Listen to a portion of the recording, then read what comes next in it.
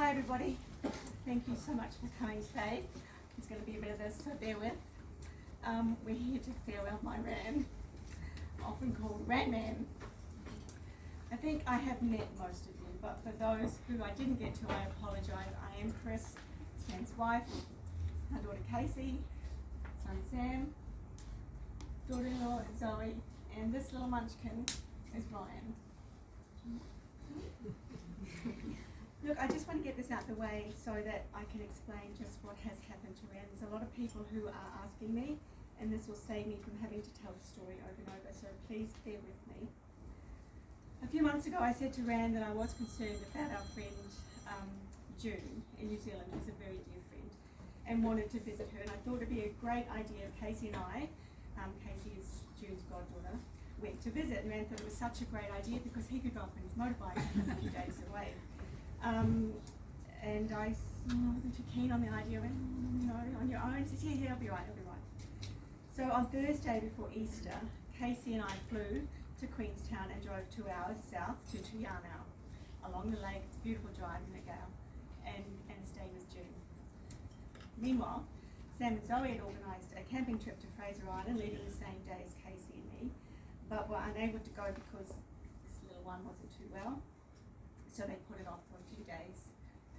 Ran set off on his bike on Good Friday and ended up coming home again due to battery problems, and you guys all know about battery problems. And I saw on our bank account that he bought a battery from some battery place, so you're obviously going to spend some money there. He set off again on Easter Saturday, and at 11:40 a.m. ran into a Toyota Hilux, and as far as we know at this stage, was killed instantly. I don't know anymore. The police don't know anymore. There's an investigation going on. So we'll keep you updated. Early hours of Sunday morning, Sam and Zoe were trying for the second time to head to Fraser. And when Sam opened his gate, there was a policeman at the gate who told him the sad news.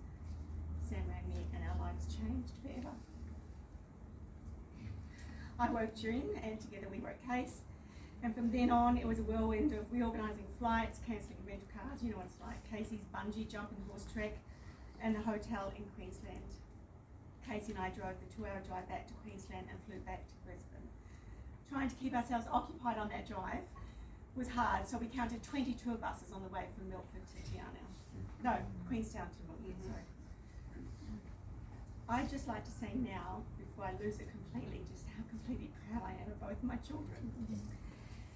Casey, you're amazing, love. Taking on the task of changing all those arrangements and keeping me focused on that drive back while trying to get over the shock of what happened to your dad. I love you, sweetheart, you know that. And I want you to know you're my favourite daughter. Sam, no son should have to do what you have to do, mate. Dad and I were so incredibly proud of the family man you've become, and I love you so much. And I want you to know my favourite son. And you are my favourite daughter-in-law, and so far you're my favourite grandson.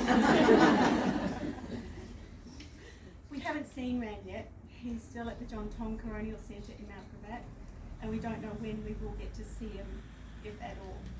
But as of yesterday, it appears he's ready to be transported to the funeral parlour, so fingers crossed we will see him soon.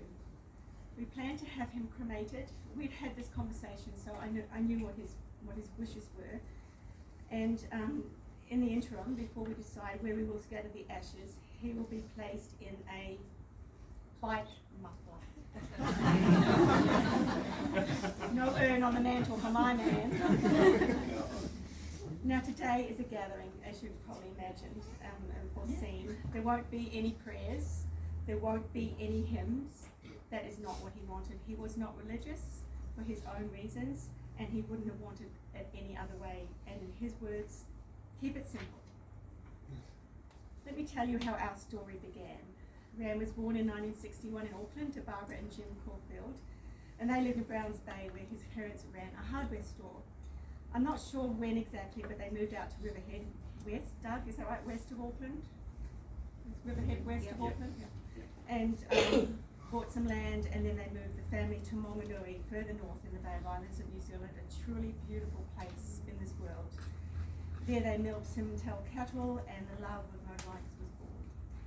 Rand had two older brothers, and the boys enjoyed a farm life with motorbikes and trucks, haymaking and milking, and lots of little tabbies. That's what his father used to call the girls who would come knocking on the door.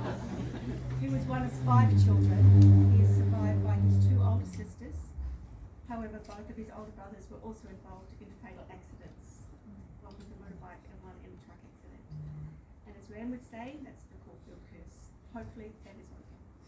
In 1980, I visited New Zealand on a working holiday and gained a job escorting tourists around New Zealand in a luxury coach while staying in the nicest of hotels and enjoying all the sights that New Zealand has to offer. I stayed with June, who I mentioned earlier, and it was through her and her circle that I met Rand. I remember the day I met him, but he never did remember meeting me. Which blow to my ego. We did, however, meet again when I finished on the tours and started a long-distance relationship. I'd drive 4 hours to Monganui after work on a Friday, or he would come to Auckland. He moved to Auckland, having gained a position driving trucks, and proposed to me in 1986. Now that proposal. The most romantic you've ever heard. He looked deep into my eyes and said, "Will you jump the broom with me?" Of course I said yes. As with many relationships, we hit a bad patch and I went off to find myself. Luckily I did, and we got back together, and it was on a trip back to Brisbane after a very drunken night, celebrating Lynn's 30th, that he once again proposed. He had the ring in his pocket all night. His style this time surpassed the first one. When we got back to my parents' house, very inebriated, he took the ring out of his pocket, put it on his index finger, said, "Would you like this back?" and went to sleep. The rest, as they say, is history. We married in 1992 and moved to Christchurch, as had been offered a contract to cart natural gas from Christchurch to Nelson 3 times a week. So the first couple of years of our marriage was quite different, but we both immediately fell in love with the South Island and would go out into the bush or the snow whenever we could. As he was away 3 nights a week, it was a bit of a surprise when I found out I was pregnant with Casey. We've always said that she was our fibre optic baby, having been conceived over the phone. The gas contract ran its course, and Rand sourced other work with the trucks, and at one stage we had 5 trucks and drivers carting petrol, general freight, fertiliser, etc. up and down the South Island. I stayed at home and did the books. We'd moved to Diamond Harbour by this stage, which is a rural suburban area 28 kilometres from Christchurch over the Port Hills and directly across from the harbour from Littleton. Such a change for a city girl like me. Sam was born in 1986. 96, sorry. Rand continued to work long hours. I've never known anyone who worked as hard as him, often leaving at 1 a.m. in the morning to drive the truck to Inver Harbour right down the bottom of the South Island. Living in Diamond Harbour, we experienced a kind of freedom that many people can only wish for. I love my family deeply here in Australia, but they were in Australia, and Rand's parents had both passed by that stage, so we had no restrictions on our time. We embraced the New Zealand country way of life, and Rand taught us all to ride dirt bikes, me included. We would go motorbike trail rides, and Rand would assist in marking out the trails by putting out and taking down the arrows. And many a weekend was spent on these trail rides with the traditional sausage rolls eaten along the way, which is why we've served sausage rolls today. We also enjoyed before I go on, I think Grenville would like to say a few words. Grenville's the gentleman that we did the trail rides with. Grenville, did you want to? Only if you feel you want to. Yeah, I'll fill you in. So I've been running fundraising trail ride events in Canterbury and other areas of the South Island for over 20 years now. I didn't meet Randy, I heard him. I heard his laughter in the car park at race meetings when I was in Auckland, and I was always nervous and too stressed, and he would be just humorous and relaxed, and he was a strong competitor, a good rider, and he competed at a very high level. He was great competition. I moved to away from Auckland with a change of career path, and Nelson, and then Christchurch, and then I started organising these trail ride events, and then Randy and Chris came along and bring the kids, and I just couldn't believe the patience Randy had. I would ask. I didn't see him on the other side, of course. Like for a couple of years, he would have been just doing the children's very basic course, which must have been completely boring for him as a bloody excellent rider, but he just wanted to see his kids enjoying themselves, and the support we had from Chris, dealing with all these bloody men that didn't want to pay to come riding. I just chum. Yeah, but no, and then their abilities grew, and it was great because nowadays I get parents with 4-year-olds and they're trying to take them round a main course, and obviously putting these kids out of their comfort zone, and it's not nice to watch, and it was really special, that seeing how family orientated Randy was. Throughout life we have challenges, work, health, having to deal with a trucking company that wasn't making money must have been really tough. And, he tried everything, and wrong place, wrong time, whatever. And then, it's been really good that Randy, and Chris wanted to move over here. Randy's supportive of that. It's about the family unit, and I think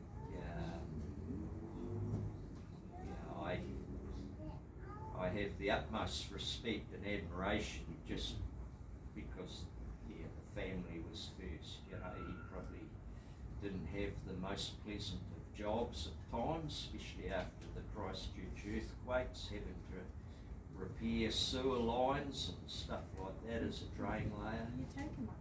But You're taking he was in there up to his armpits, literally dealing with it,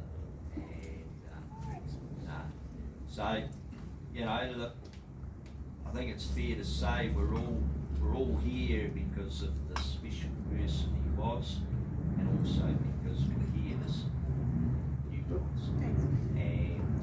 And there's only one thing I want to ask of you, and that's, Sam, you got to grow that Caulfield moustache.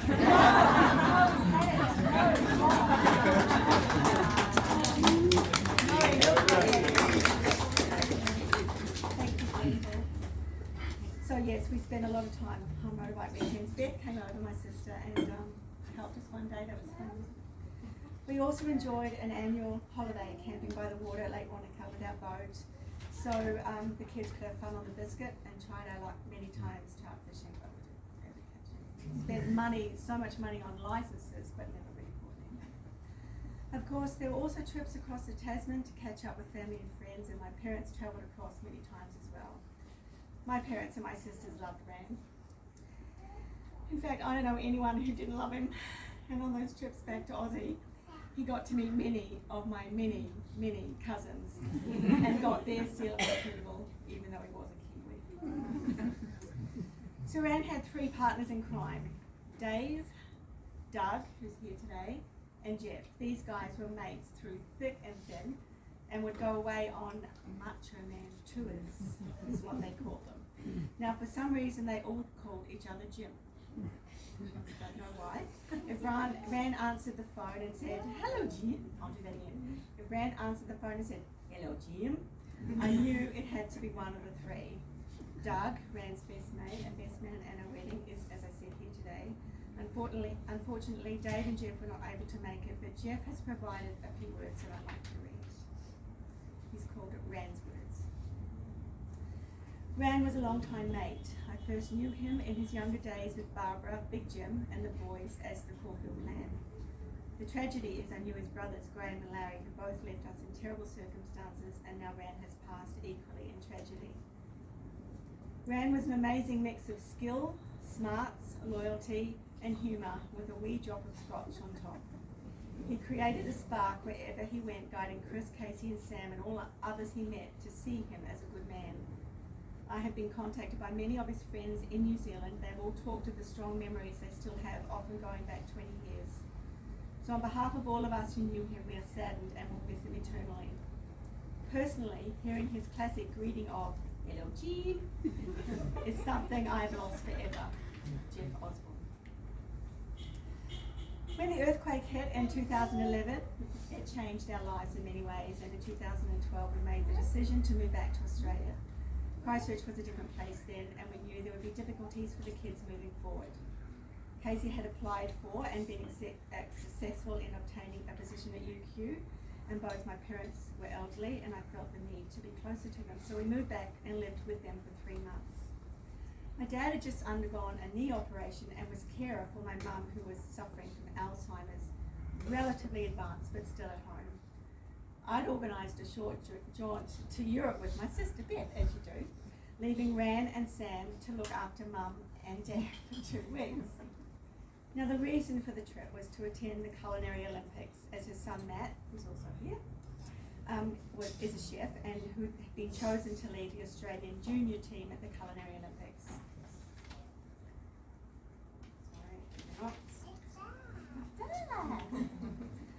Which were in Erfurt in Germany. But of course you don't go all that way without stopping in Paris. Well, Beth and I couldn't go all that way without having a stopover in Paris.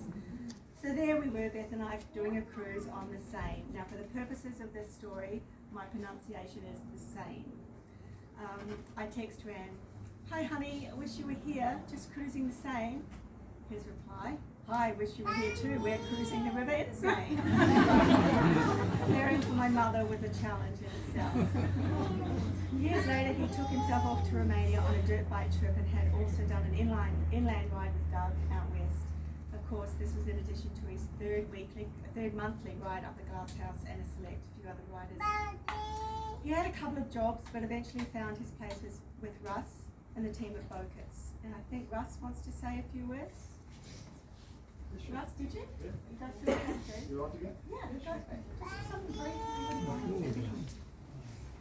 Hi everyone, I'm Russ Bocat, and this is Marcel Larvig, and we're part of Randy's other family, which is his working family, or we like to think we are.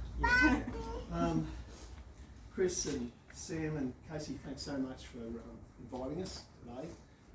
We can't imagine what you guys are going through because we're missing as well. Work stuff's one thing, but he's just a ripper bloke, a great man. Safe to say we love him, eh? We wouldn't say that out loud.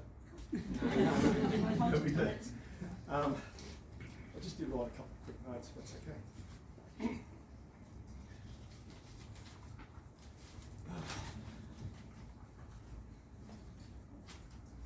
Yeah, as I said, we work with Randy, and we are a very small outfit. There's only a half a dozen of us. So contact with Randy and with all the boys and Carolyn, it's daily, and it's 2-3 times daily. We're either working with him, we're talking to him on the phone, so it's a lot of contact. So when we heard of the tragedy, it was it's been huge, hasn't it? You know, and can't imagine what you guys go through. Like, 'cause, you know, we're ultra sad because it's just a rip away.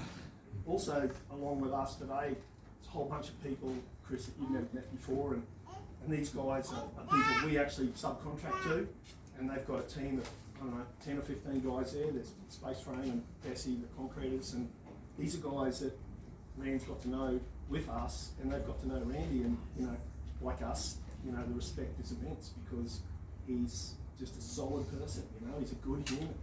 And that's why it makes today so difficult, you know. But just wanted to give a couple of lessons that I've learnt from Randy over the last 12 and a bit years. Oh, So, like you said, sir, don't sweat the small stuff. He would never sweat the small stuff. I've never seen him blow up. It will get done. Not with you. No. One of his classics was it will get done when it gets done, which is hard for me because I'm saying, mate, when's this going to happen? You know, mate, it'll get done when it gets done. It's 2 hours in the morning. Yeah, exactly. And he loved to make a wee suggestion, like the signs up there at times, which was usually the right one. Like he's thinking, and I'd often run stuff by him just as a friend, and you know it's invaluable, you know, because he's a bit of a tree of knowledge, really, hey? We learnt that a Kenworth is a proper truck as long as it has a red chassis, and it is okay to not share a good bottle of red at the Christmas party because that's all for him, and we will really miss that especially. And I'm going to just pass you on to Marcel because he's going to pass on what he's learnt his 12 and a half years with Randy as well. Indeed. So like Russ said, 12 and a half years I've had the pleasure of knowing Randy.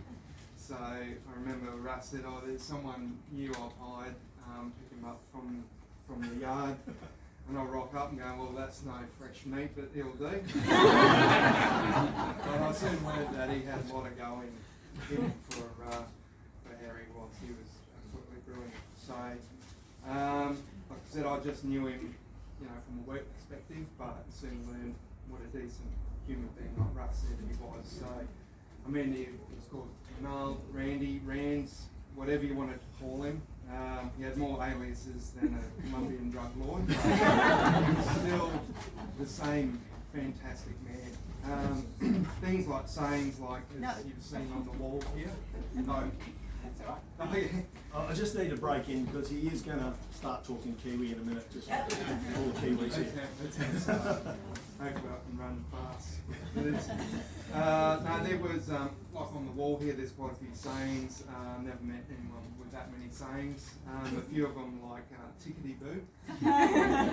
Some of the sayings we're still trying to decipher what that means exactly. Like the ones kick up a dead bear's ass. It's quite common when things were going pear-shaped.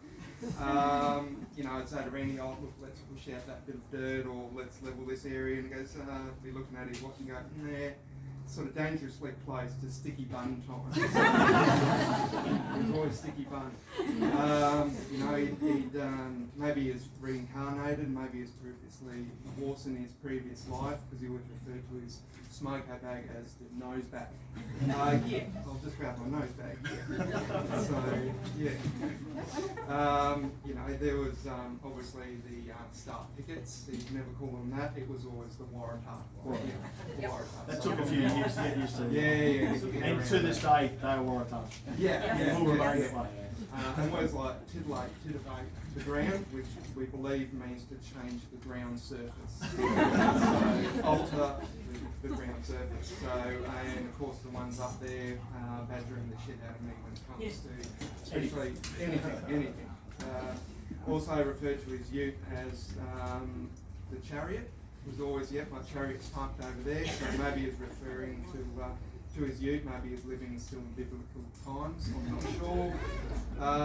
But he was great at his work, like he was just brilliant on the digger. Like he could just cut a drain, he could do all sorts of things. He was really meticulous. Good, absolutely meticulous. Technical work, if there's any technical work or types of work, we just send Randy, we'd send the big gun in, he'd get it sorted out for it. So, you know, he was absolutely brilliant with that. He loved all that sort of finesse. He had the finesse, the time, the patience to do that sort of work. It was a bit of dirt artistry, really, when he was finished digging things like detention basins and batters and all that sort of paraphernalia. But he was definitely the Picasso, and we were definitely pro Hart. So there was, never known a man to like silicone spray that much. Like, It was everywhere.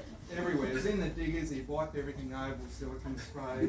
He just loved everything shiny, sparkling, and clean. You know, he'd jump in the driver's side, end up in the passenger side. It's like a sushi hut.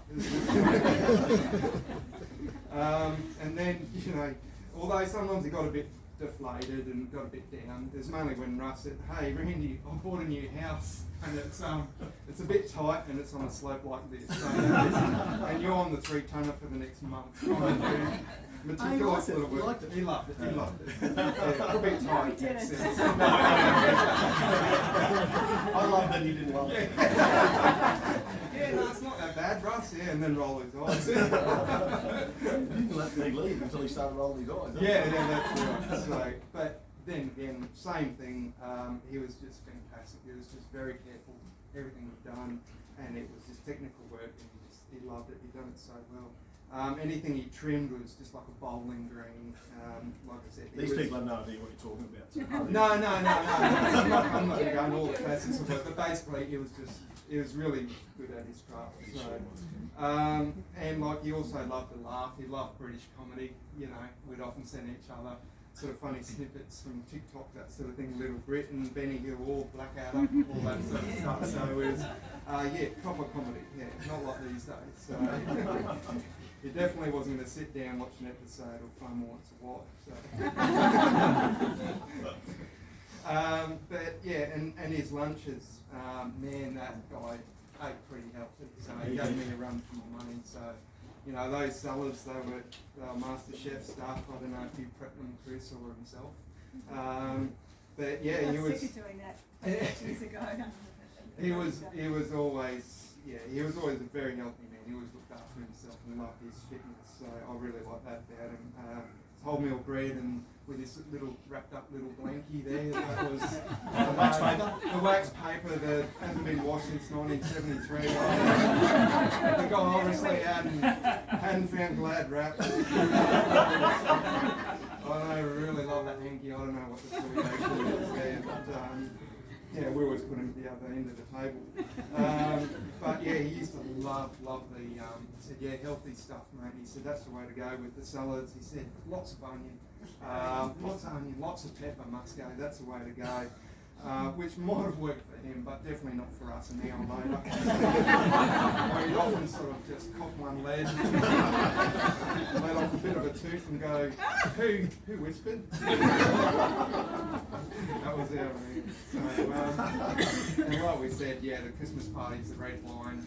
You know, waitress would come around and I'll sing Doris, sorry, not the waitress, the Doris. And said, seeing your bad drink there, you might as well sleep the whole bottle. And loved his Scotch and whiskey. So another thing was certainly he always he must have been auditing the toilets at Space Room because he always found the toilets every morning like clockwork. You'd sit your by. We'll be talking about the work and we're going to do this, and what do you reckon, Rand? Look around, there's nowhere to be seen. He's just in the distance there heading towards the toilet. So I know there's something going on there. But there's one morning where he definitely had a bit of haste to him. So there was, I don't know what was going on there, but he certainly had the speed of Usain Bolt and the style of a waddling duck all at the same time. So I don't know what you're feeding him at home, Chris, but that man had some fibre in his diet. If the world was full of Randys, the Metamucil might as well shut their doors. And of course, his bikes, I mean, he loved his bikes, as we all know. Brilliant rider. And always loved a bit of grovelling on the weekends. So, you know, nothing of speed, just technique. He just loved it. So, but like me and him were pretty much cut of the same cloth. And he said, yeah, no, Musco, yours is pedals. So I ride mountain bikes, so yeah, he said, no, we're world apart. So he said, yours is, at least mine's got a proper motor, an electric motor, and yours is just a cake mixer with pedals. Yeah, funny now. But that was our Randy. So, yeah, he wasn't a fan of the French, but bought a Shergo, so there you go. Oh shit, so you only through one page. I'm nearly. Anyway, look, he loved nothing more than travelling on the open road, on road, off road, so as long as he was on that bike, he was happy as Larry. His sense of adventure was contagious, the simpler the better. In terms of camping, which he loved also, and taking the van out. Who needs a sandwich press and a coffee machine in camping anyway? Chris Rolled. He'd always say, you know, and 3,000 watts of solar to power. But yeah, he certainly loved that silent aspect of life and just the simple things. It was fantastic. So he used to often prepare campsites together. But Rand the man, nonetheless, he was a fantastic guy who never got stressed or bent out of shape, as he'd often say. He had a calm nature, always was easy to get along with, was a unique character, personality-wise, and like you said, there was no one that wouldn't get on with him, who would find it hard not to like Randy. He was a great worker who dug his heels in when it got tough and the job needed doing. He was brilliant at his craft and loved everybody who he worked with and came into contact with. I will miss him at work, but more so the great person he was and what he brought to people around him. He had a great outlook on life, positive and happy perspective, and his adventurous spirit will live on. It was good to work with him, but an absolute pleasure and honour to know him. So, bow your head, raise your glasses, because it's Randy's memories that will always last. Thank you, guys.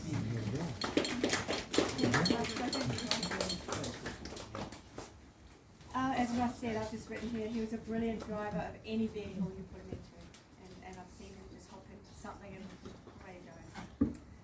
So extrapolating on what these guys said, you may notice some things pinned up on the curtain.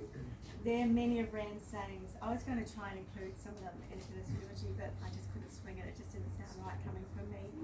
But some of them are just magic. So please take the time, have a look at them, and feel free to ask for a translation. Now this man sounds too good to be true, right? Well, he was pretty special. But I'm going to fill you in on a few things. Some you beat me to, but that's all good. As we've heard, he was a very talented motorbike rider, both on and off the road. He never ever called me by my name. No, not once. Since we moved to Australia, he started calling me Dal, and as a joke, it just stuck. Dal, you know, that's it, never my name at all. As you've said, he farted often, loud and proud, and then would say, "Who was this?" He was really funny. He was a funny man, and quick. Oh, so quick with a comeback. He reversed his sentences. He reversed his sentences. The bugger's joiled. I'm going to go low the morn. And sometimes I go, what? And he just did it all the time. He didn't even have to think about it. He just did it. Savoury mince was his all-time favourite meal. He was raised on it. And Richard, you'll back me up here. He had a thing for Emily Blunt. And he. Don't we all? A bit controversial this one, but he was a Ford man through and through. In fact, we didn't celebrate Father's Day in our house. On the traditional Father's Day, we celebrated Bathurst Race Day.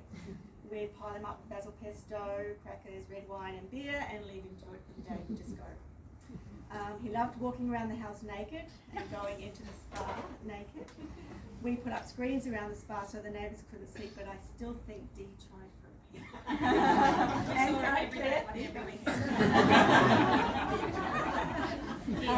As I said before, he wasn't religious at all. I think having lost two brothers, he questioned that greater power, which is why we've done what we've done here today.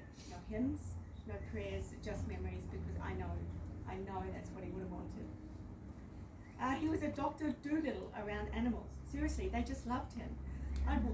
We'd go to Sam and Zoe's place and got two dogs, and the dogs would walk right past me and go to Rand, and they were all over him. Any animal, whoever owned it, except for Tim.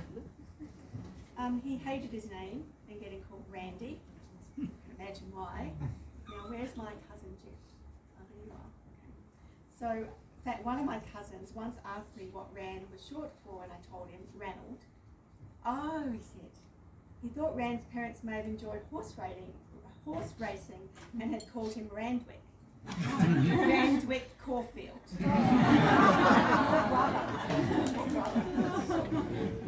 Vegemite and raspberry jam on toast, his classic weekly breakfast, and the only other person I know that's ever done that, totally just not related, my bestie here. He was a great rugby union fan, and the All Blacks and Crusaders games were a highlight at our house, and still are. He was a massive Pink Floyd fan, and he loved his single malt whiskey. So this place where we are today, let me explain, it felt just right for Rand's send-off. This is one of 3 do-op shops run by Zoe and her mum, Nina. They're charitable, not-for-profit organisations and have contributed thousands to local communities to support many different groups. Rand wasn't a bowls club or a sports club or a funeral parlour type of guy. And when Zoe suggested this place and the fact that it had previously been a mechanic's garage, it just seemed to fit the bill. I'm sure those of you that knew Rand would agree. So thank you, Nina and Zoe. I really do appreciate it. You've just been great. This is so Rand. It's him to a T. Look, before I go any further, is there anyone else who would like to say anything? Yeah. You would, Tony. Yeah. Tony's an old family friend who knew great Yeah, Gary. I've known Randy since he was 7. We used to go up to Kaio, where the family's property was, and we'd ride up after school with all our lads, Jeff Osborne, one of them, and Randy used to get me depressed because I thought I was a reasonable rider. You see the 7-year-old going around, flying past you, overtaking you 3 times in one lap, and he just was an exceptional rider. We knew the whole family. We'd go up to Cape Reinga, come back down, and then plonk ourselves there and have a great big roast dinner for the night, and then take off back down to Auckland and go back to school the next day. When you guys moved to Christchurch, I was living in Nelson, and Randy would drive his truck all the way up there and then come and see us at some oddball hour of the night or day. And Wanting to be there. yeah, give him a meal and just disappear into the dark again and see him next time he was up. So always try to keep the contact. We were always trying to get time to go away camping together, but didn't happen. But always a special family. And I was thinking about the driving skills. When they bought the big property up from Kaio, further up, Alrighty. yeah, I remember they bought a D12 bulldozer, and the boys carved their own tracks out to go around They the had property. their own motocross track. And so they carved it all out, and you go up there and there'd be 25 to 30 motorbikes under this old lean-to shed, and first down in the morning you got the best bike. So I'd be down there at 5 o'clock in the morning, eyeing up rail on that bike and so forth. As usual, Randy could jump on any bike, even the worst one, he'd still overtake him. He's just a fabulous guy, fabulous family, and be highly missed. Thanks.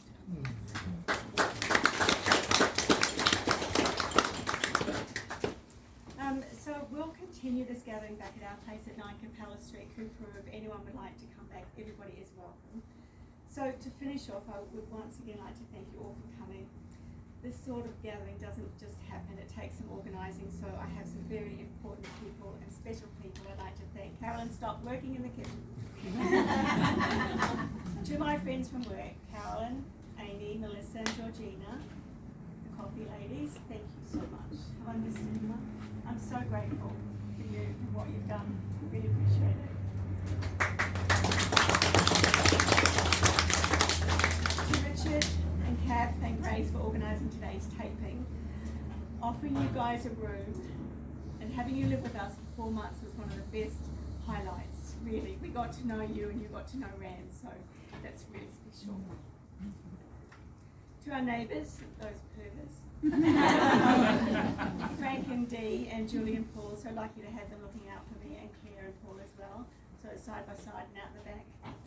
My besties, Lynn and Grant. I've been friends with Lynn since primary school, they're always there for me. The 4 of us shared a lot of memories together. Lynn and I were sort of friends who finish each other's sentences. And years ago, Lynn lived with Rand and I in Auckland, and then came to visit in Christchurch. We had good times. They lived in Christchurch. Anne-Marie and Tim. met you guys while working at Jenny Craig, and together with Vanessa and Pat, we formed a wonderful friendship. Thank you for just being here whenever I need you.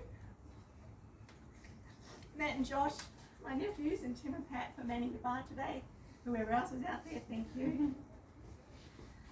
My cousins, you embraced Ran like one of a family. And many of you here today, and I'm so pleased you've become. Thank you. Oh, it gets harder. My sister Beth and her husband Gary.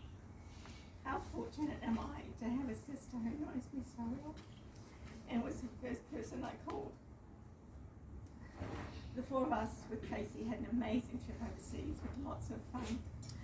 My other sister Barb and her husband Les unfortunately not here today, but they offer their support whenever it's needed, and their family's here to support them.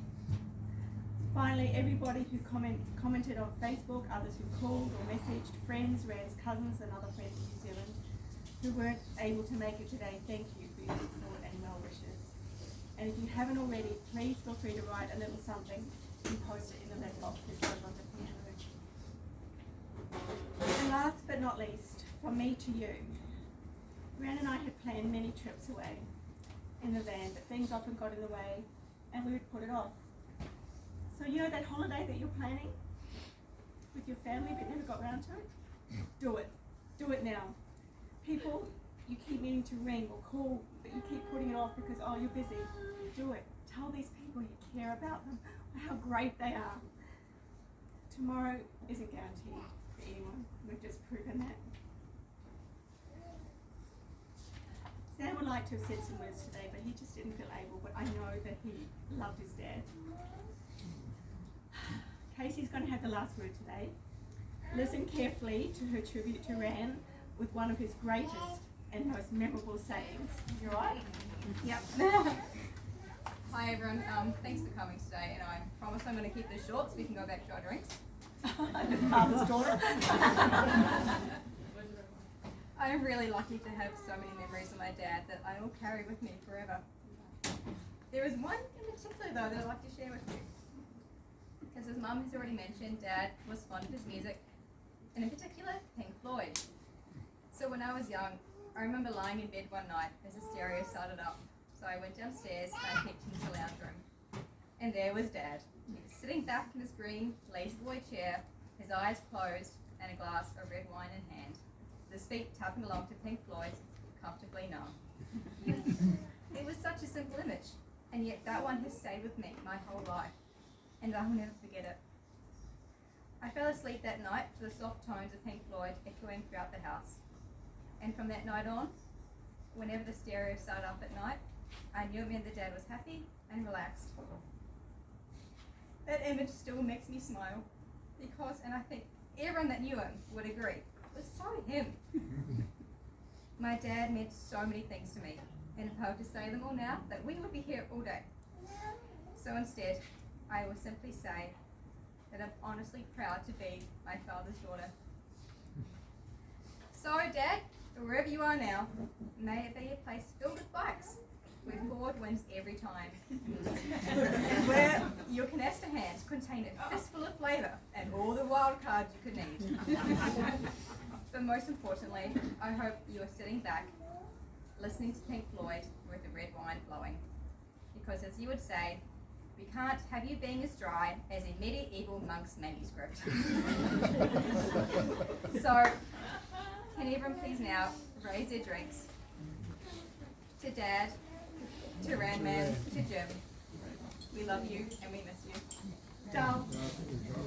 Thank you, everybody. Please continue eating.